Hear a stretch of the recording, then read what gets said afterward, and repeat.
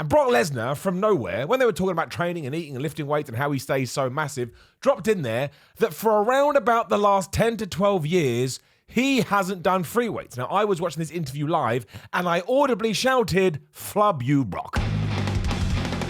So I'm the bald a-hole here. People keep sending me comments going, "Why are you bored?" I'm not bored, I'm bald. B-A-L-D. It's because people in the comments used to go, "You don't know what you're talking about. You're such a bald a-hole," but they would said the word, but YouTube doesn't like it. So I thought, well, I'll start calling myself that, and then it basically leaves their words, well, it doesn't mean anything. Also, it is my pleasure to tell you this video is sponsored by Magic Spoon. Now, a lot of my videos have been sponsored by Magic Spoon, and I have grown to love it so much that even when I'm doing my 10,000 steps a day, I eat it when I'm walking. Now, the problem being, I'm holding the camera in one hand, and, I can't hold a spoon, so there's only one thing to do.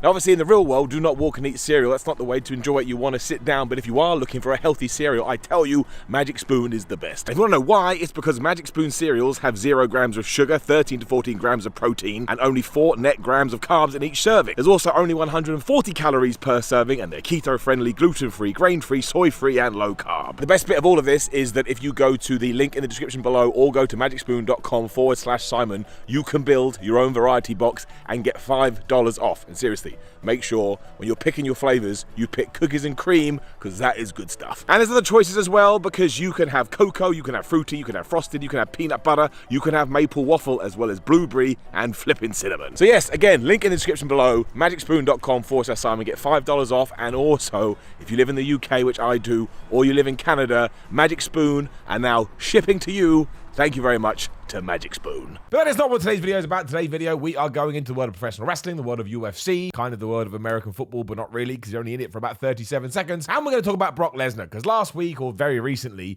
he did an interview with Pat McAfee, former NFL player, and now SmackDown host, commentator, and podcast host. They joined up to do Pat McAfee's show. And Brock Lesnar, from nowhere, when they were talking about training and eating and lifting weights and how he stays so massive, dropped in there that for around about the last 10 to 12 years, he hasn't done free weights. Now, I was watching this interview live, and I audibly shouted, "Flub you, Brock." It's good. I've been with the same trainer for like 17 years now, and so I got rid of free weights probably 10, 12 years ago. Got away from the barbell, the squatting. I got into a pneumatic. I'm not going to plug this company.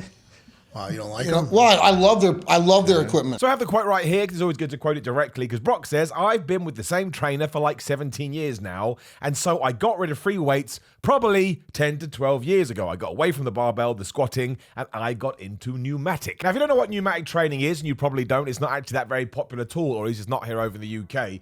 It is essentially like a resistance machine, but rather than the weight being iron or steel or metal, whatever the hell you want to call it, you are doing it with compressed air. That's right, it sounds crazy, but the whole, I guess the way it was born out of is that people going, "Oh my gosh, I'm getting old and my joints hurt, etc. I don't want to be lifting a lot of weight." So somebody went, "Hey, I know what we can do. We can incorporate speed, but we can also incorporate resistance, but we can do it with this magical thing that exists around our head." I mean, not really. I hit Oberon the octopus. I apologize. The whole point is they do it with air. So the biggest reason is for people that are worried about being injured or that are coming back from an injury. Now, given that Brock Lesnar is a big dude and that when he has his matches, he's known for being quite stiff and to throw people around. I'm sure it's bad for the other person as well. Clearly 10 to 12 years ago, which would have been what, like 2010, and if you've seen Brock Lesnar in 2010, he's not a small dude. Admittedly, he's not as gargantuan now, but he's still absolutely massive. He wasn't doing free weights. He wasn't doing any of that, and it actually changed to pneumatic training. Now, before we do get into pneumatic training a little bit more, it is very important to say that by 2010, if we just use it as a date, 2012, whatever, when he came back to WWE, Brock Lesnar had already built his base. And this is something that doesn't get talked about enough, in my humble opinion. When you have built your base by doing squats, deadlifts, bench press, military presses, whatever the hell it may be, then of course you are going to have more flexibility and you're going to have more options. When you have a big back and you have a big chest and you have big shoulders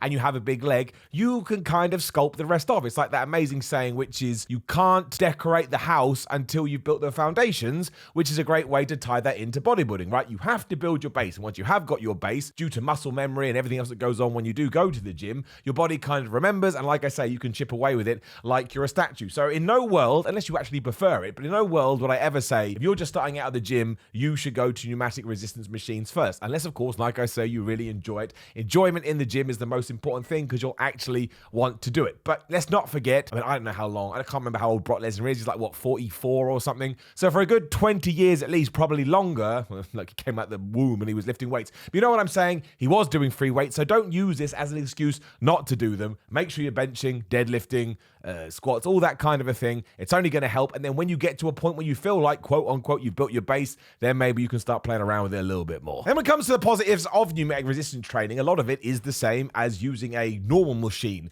we'll call it, in the sense, number one, you're not going to be swinging around the place, right? When you lift up any kind of barbell off the floor, I mean, you're going to make sure that you have equal weight on each side, unless you're crazy, but there's still a lot of other movements happening that, once again, if you do the wrong thing or you trip up or you're just having a bad day, you may get injured. When you do pneumatic training and you're doing a bench press, let's say, or a push press, machine press, you are literally just doing that, right? So you're going across a curve, you're going across a line. So in that sense, it is going to be safer for you. They also say when it comes to pneumatic resistance training, and this one is kind of above my pay grade, right? But when you're using a normal machine, there are ways and means that maybe the second half of the lift will be easier than the first half, or vice versa, depending on how you do it. Now, I've never used a pneumatic machine, so I can't comment directly, but everything I've seen and everything I've read, apparently the way that compressed air works is that it's going to be the same when you're lifting and when you're doing the negative rep as well. So in that sense, you could probably argue that it would be better, because something that people do a lot is they'll focus on one half of the repetition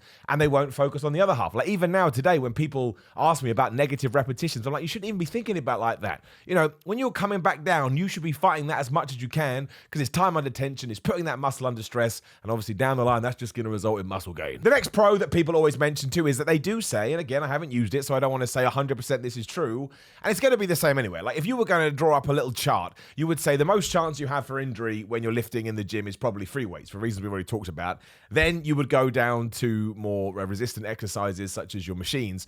But when it comes to pneumatic stuff, they say you even go down, well, I guess a level less when it comes to risk of injury and risk of joints, just because of the way they work, and because, again, you're lifting air rather than iron. Now, it sounds like too good to be true stuff, but when you actually do some research and you see who is doing this kind of training, there is a lot of athletes, a lot of sports people. That's probably one of the reasons they're doing it. I mean, it's very, very popular now with people that are going through rehab, etc. And this kind of ties into, well, I guess gym goers that are getting older as well. Now, I don't know when you get to a certain age and you decide, I need to do pneumatic machines. I mean, it would probably benefit me right now. I've got a few aches and pains, but is there anywhere I can do it? I don't know why I'm looking around my house like all of a sudden a machine is going to fall in there. But no, there's not. So you have to kind of use what is around you. I feel like you'd have to go out of your way to find one of these. But the big selling point is that apparently, again, you can get to sort of 50, 60, 70, 80, maybe even 90. And if you use this, it's just going to be a lot, I don't want to say easier, because you still have to be intense and there's still going to be a resistance there. But the way they work, well, it's just going to keep you a little bit safer. Tying into what we said earlier as well, because you are keeping the muscle under constant tension, again, just because of the way that these machines work, they do claim you can get through workouts faster. Now, again, it sounds a little bit like mumbo jumbo to me, but I do understand the logic behind that, right?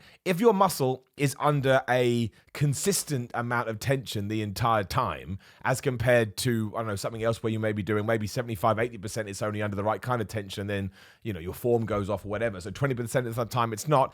It would ultimately mean that if you 100% of the time are making sure you're smashing the muscle, then you've probably broken it down sooner than you would have done otherwise. But to me, that's going to be a very individual thing. You may not be pushing the amount of resistance that you wanted to that day. You may feel tired and so on and so forth. But again, if you go out there and you look this up, that is everywhere. So it's only fair to throw it into the mix. The final one, and this is maybe where you'll be able to incorporate it if you do have them in the gym, is that there's been a bunch of studies, and as always, make sure you take a study with a pinch of salt, because you can always find them going either way, is that if you actually do pneumatic training before you go into your normal training, quote unquote, they have seen benefits there. And one of the studies I read was all about the bench press. Because of the way that pneumatic trainings work, people found that not only would they have more explosive power, but they also had more speed. So they were increasing their speed and they're increasing their explosive power power, or at least getting their brain in that kind of mental state. So when they did get to their free weights, whatever it was, they were able to smash it harder than they would have been able to otherwise. So as ever, it's probably one of those things where you want to try and mix as much as possible. Like if you are an athlete, especially, speed and power is going to be massively important.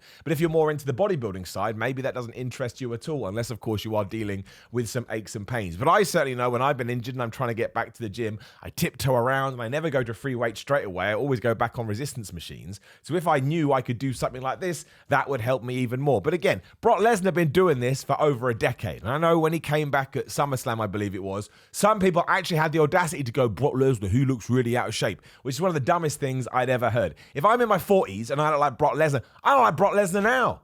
Like, I don't even, how can anybody sit there and say Brock Lesnar has ever been in bad shape? It's absolutely ridiculous. But yes, if you ever wondered what he was doing, he will have, because again, there's only so many of these machines. It's not like they've created new machines for it. They're all basic resistance machines, so that's all he's doing. So at a push, I suppose, when it comes to chest day, for example, he's doing a push press, a machine press. He'll probably doing some kind of fly movement. He probably has an incline one, maybe a decline one, and he's probably doing some push-ups as well. And if you told that to anyone, you'd be like, what are you talking about? But it just goes to show, if you're intense enough and your diet is on point, and of course you've got the right genetics to a certain degree as well, all that matters is that you are training. But I'm certainly going to go out there and see if there is one around me, and I will record it, and we'll see how I get on. But yes, I mean, Brock Lesnar deliberately didn't want to talk about anything else because they weren't paying him. He's a very business-savvy human being. But just know that Brock Lesnar is able to attain that kind of size and that kind of strength just by basically lifting wind. Now, please do like the video, share the video, and subscribe to the bell ding ding so you know other videos are going live. Leave a comment, say whatever you want. YouTube loves it for an algorithm. Also, click the video on the screen or will pop up in 1 second because YouTube loves that as well. Otherwise, grillandmind.com/Simon. These are the supplements I use, and if you use the code Simon, you get 10% off. Also, in Greg Doucette's Power 13 cookbook, use code Simon15 to get 15% off that. That's to help with your diet, should you so think it is worth it. Also, on Instagram and Twitter at Simon316. Please do give me a follow because numbers increasing makes you feel good in your tum-tum. Patreon.com/Simon316 if you want to support with money. I'm on Cameo if you'd like a shout out. SimonMiller.BigCartel.com for merchandise, and that's all of my pimping. That's all of my plugging. You're probably not even watching this anymore, which is fair enough, but you take care. Brock Lesnar, you are just ridiculous. Don't know why I said that. See you soon.